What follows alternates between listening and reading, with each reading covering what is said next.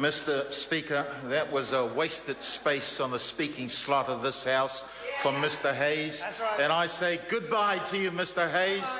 That is the last budget speak that he will ever give in this House. He's gone.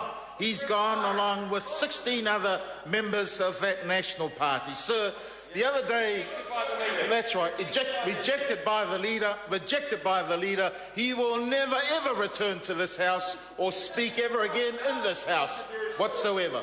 Sir, in last year's budget, I was asked by the Samoan community, what did I think of last year's budget and what did we get? And I said to them, sir, we were promised a brighter future. What we got was a slice of toast. We don't get any butter, we don't get any jam. That's for next year, that's this year. This year I was asked again, what do we get out of this government's budget?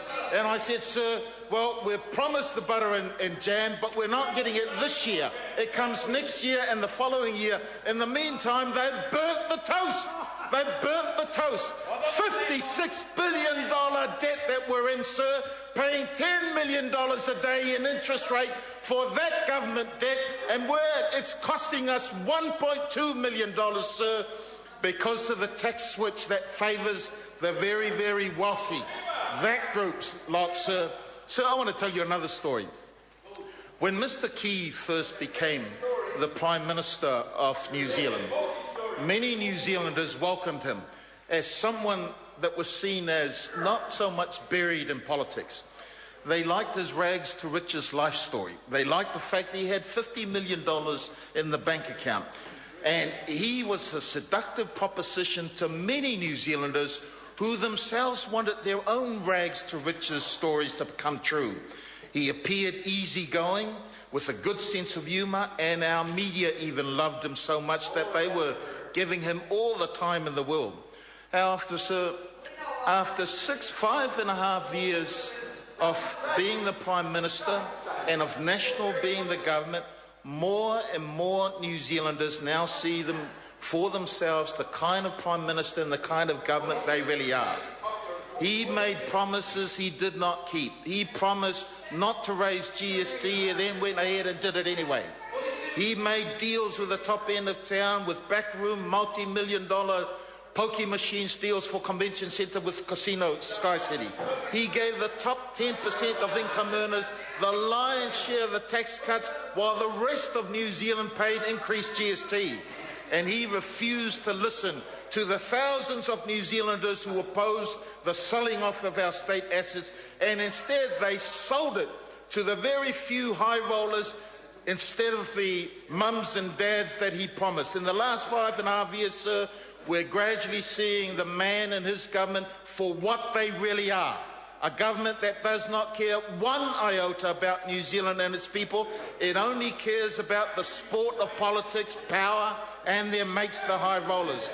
We've seen his arrogance and his refusal to listen to New Zealanders in the last 5.5 years of their government.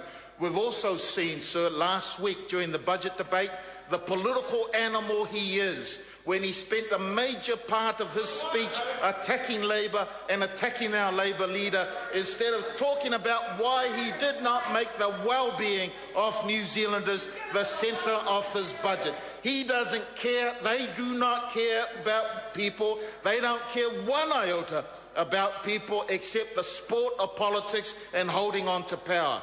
Sir, they reveal it in this budget because this budget fails to address the most basic and fundamental challenges that New Zealanders face all over this country of ours. There is no vision for how to address high unemployment, sir, no vision for how to address income inequalities, no vision for addressing unaffordable housing and accessing tertiary education for the next generation. There is no vision for how our communities can develop themselves and achieve prosperity for all our families. People don't matter to this government, sir, because when there is no vision, the people perish. This government is wrong. People do matter, and they should have focused on the well-being of all Kiwis in this budget. They did not. This government failed to eliminate the high unemployment rates that the majority of working New Zealanders are forced to endure. We all know that unemployment is a modern-day scourge in our society, and this government is content to allow it to be so now in future years of their budget. They intend to maintain high unemployment at 5 to 7% range now and in future years of their budget. People don't matter to this government, sir, because when there is high unemployment, people struggle to put food on the table and pay their bills. It is wrong for this government to feed the workforce the crumbs off their employer's table with low wages. People's dignity matters with us, sir, and while this government doesn't care about it, we in Labour do so. People matter to us. This government failed to attack poverty and income inequality that is growing between the top end of town and the rest of New Zealanders. They seemed content to allow the continued growth in the inequality gap between the few that have and the many that have not. Shockingly, sir, income inequality for Pacific people is the worst I've ever seen since the days of the winners and losers. We were all promised a brighter future by this government in the 2011 general election, yet since 2009, the real median weekly income for all New Zealanders has fallen by $10 a week to $575 a week. But for Pacifica adults nationwide, it has dropped by $77 a week to $381. What is frightening about these statistics, sir, is that 50% of all Pacifica adults are attempting to scrape a living earning less than $19,812 per annum. And this is during a period that this government calls the so-called rockstar economy. It is much worse for Pacifica people living in Auckland, where the majority of Pacifica communities reside. Since 2009, their median weekly income dropped by $88 a week to $379, while the overall weekly incomes for Aucklanders is $575 a week. I doubt very much, sir, if any of the MPs of this government has seen the look in a mother's face when she cannot feed her children a proper meal. I doubt very much, sir, if this government can look to those 285,000 hungry children in the eye, look at the sores on their feet from walking without shoes, and say that this is the brighter future they promised them. More and more New Zealanders, sir, are now realising how uncaring this government really is. It is a sure sign they don't care about people when they refuse to acknowledge their part in the growing inequality that is inflicting all of New Zealand like a plague. It's no wonder, sir, that Pacific home ownership is at an all-time high low of 18.5% under this government. Low of 18.5% government under this government. It is shocking, but they don't care one iota. This is not what Pacifica communities were expecting when National promised everyone a brighter future, sir. Pacific people, like all New Zealanders, have a right to own their own home, and Labour will keep that dream alive and real. Housing unaffordability is increasing ever more so for first-time homeowners, and it is so difficult for so many families to pay rent to private landlords. This government is content to keep the rest of New Zealand, who cannot afford to buy their own home, to keep renting from overseas-based landlords, because that's who are buying up our housing stock. In order for working people to buy their own home, sir, and afford rental payments, they've got to have decent jobs and fair wages. This government has failed in their budget to provide any vision of hope and confidence to working New Zealanders.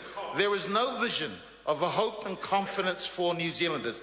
We stand, sir, for full employment, and we want to see every person who is able to work secure a meaningful job opportunity. People matter to us, sir. People in decent jobs matter. That's why we'll target a 4% employment rate for the end of our first term of government.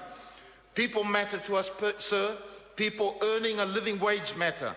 That's why Labour will lift wages to a more meaningful amount in our first 100 days, to make sure that workers have money in their pockets to support their families and give their children the best start in their education. Sir, I've often heard from time to time ministers on that side say that when Pacifica people succeed, the rest of New Zealand succeed. Well, sir, they are failing Pacific communities right now.